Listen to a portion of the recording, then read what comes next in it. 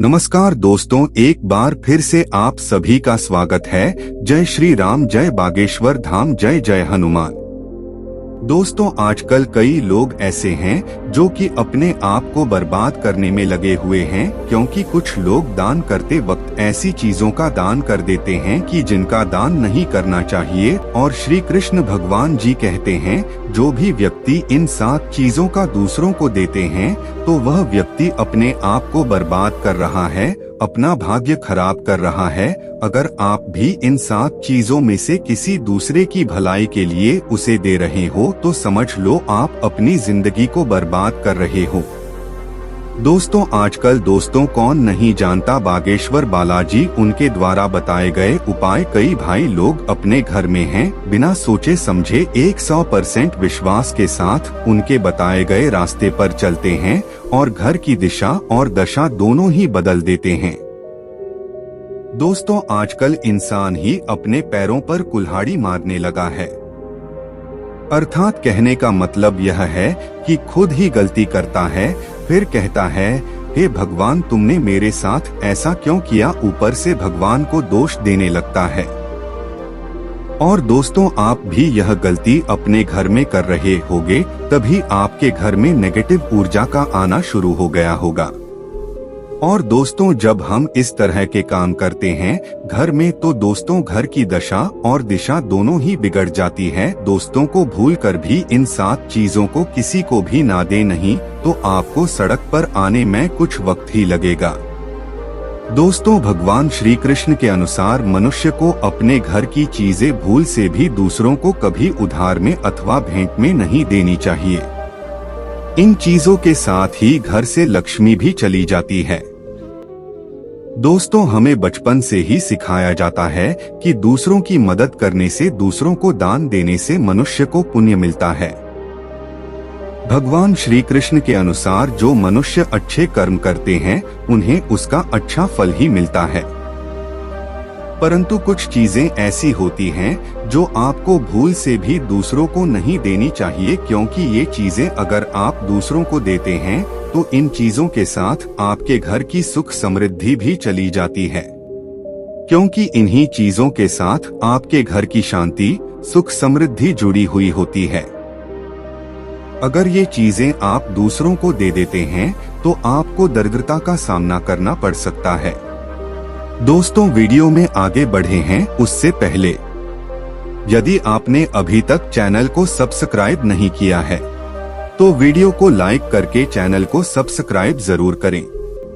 दोस्तों, कई लोग कहते हैं यह हमारा घर वास्तुशास्त्र के अनुसार चलना चाहिए। अगर जो व्यक्ति वास्तुशास्त्र के अनुसार नहीं चलता है तो उसके घर में बर्बादी के लक्षण दिखने लग जाते हैं।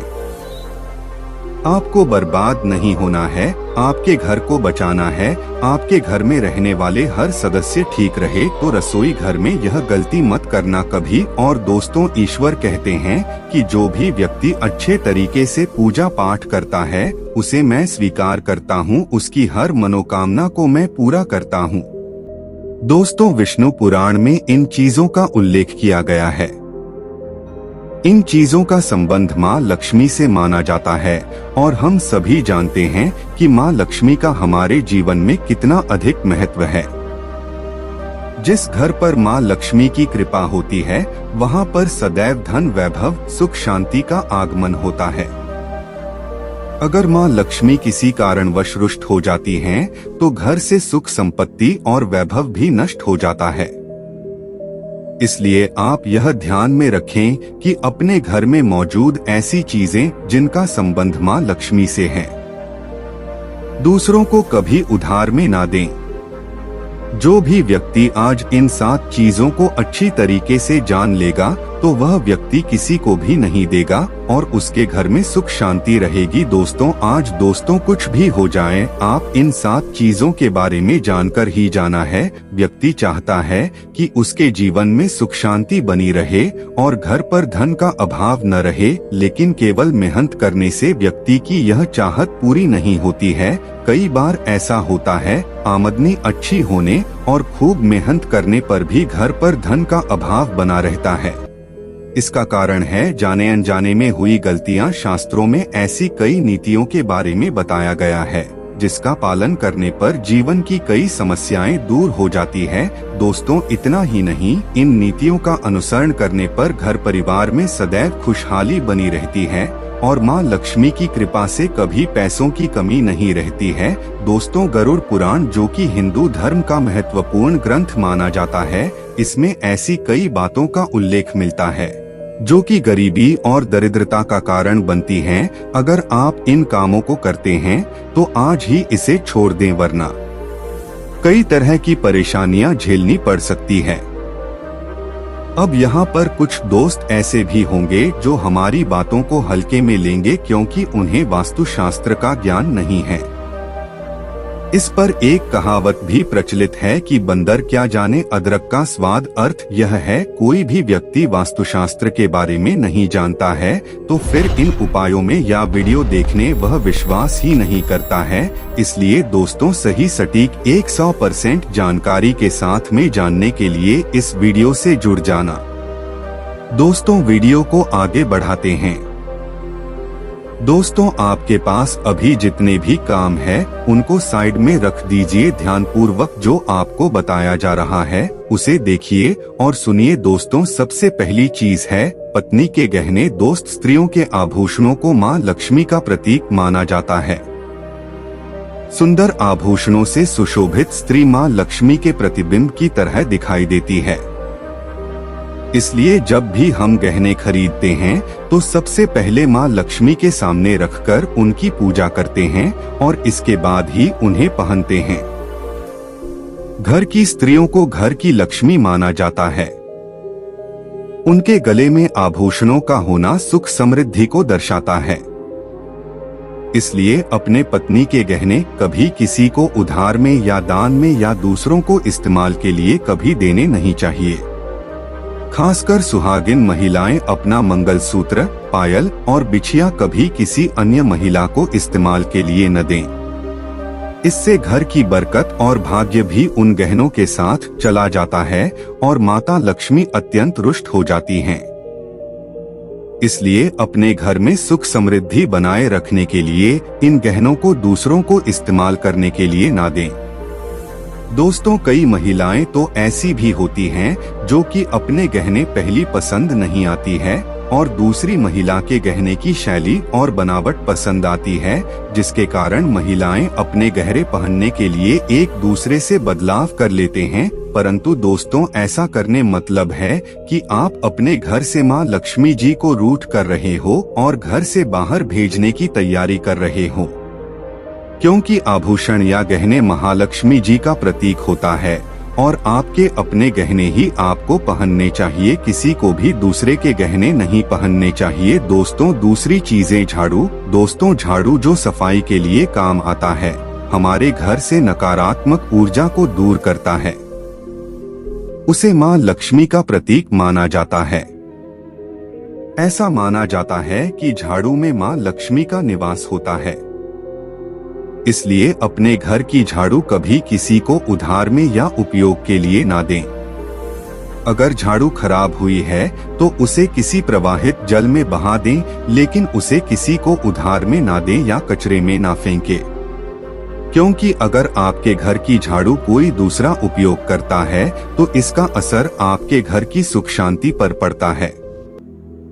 इसके साथ यह भी बात ध्यान में रखें कि दूसरों के घर की झाड़ू का अपने घर में कभी प्रयोग न करें, क्योंकि ऐसा करने से उनके घर की नकारात्मक ऊर्जा आपके घर में आ सकती है। दोस्तों, आपको हमेशा झाड़ू को छिपा कर रखना चाहिए। इसे ऐसी जगह रखें जिससे बाहर से आने वाले व्यक्ति की नजर इस पर न पड़े। यदि आप झाड़ू को खुली जगह पर रखते हैं तो घर में वास्तु दोष लग सकता है। इसके साथ ही आपको टूटी हुई झाड़ू को भी घर से तुरंत बाहर निकाल देना चाहिए। लेकिन आपको इस बात का ध्यान भी रखना चाहिए कि कभी भी झाड़ू को बिस्तर के नीचे नहीं रखना चाहिए और इसे किचन में भी नहीं रखना चाहिए। इससे आपके परिवार के लोगों के बीच लड़ाई झगड़े बढ़ सकते हैं। दोस्तों, आपको इस बात का ध्यान रखना चाहिए कि झाड़ू पर कभी पैर नहीं लगाने चाहिए। यदि आप झाड़ू को पैर लगाते हैं तो ये माता लक्ष्मी का अपमान करने के समान होता है। झाड़ू को पैर लगाने से घर में वास्तु दोष हो सकता है और आपको आर्थिक हानि भी हो सकती है। अगर आप घर में झाड़ू रखती हैं, तो इसे रखने के सही वास्तु नियमों के बारे में जरूर जान लेना चाहिए, जिससे आपकी आर्थिक स्थिति अच्छी बनी रहे और घर में खुशहाली आए। कभी भी आपको घर के किसी भी व्यक्ति के घर से बाहर निकलते ही आपको झाड़ू का इस्तेमाल नहीं करना चाहिए। इससे बाहर जाने वाले व्यक्ति को अपने कार्यों में सफलता नहीं मिलती है। दोस्तों, यही नहीं, यदि आपके घर में नई बहू का आगमन हो या बेटियां घर से ससुराल जा रही हों, तब भी आपकी तुरंत झाड़ू नहीं लगानी चाहिए। मान्यता है कि ऐसा करने से आपके घर की लक्ष्मी रूठ सकती है और आपको धन हानि हो सकती है। दोस्तों, तीसरी चीज, सूरज डूबने के पश्चात दूध, दही, चावल, नारियल, आटा ऐसी सफेद चीजों का दान करना या दूसरों को उधार में देना अशुभ माना जाता है। ऐसा माना जाता है कि सफेद चीजों से बुरी नजर जल्दी लग जाती है। इसलिए सूरज अस्त होने के पश्चात अपने घर की वस्तुएं दूसरों को नहीं देनी चाहिए। इन चीजों को दान करने से आपके घर की सकारात्मक ऊर्जा कम हो सकती है।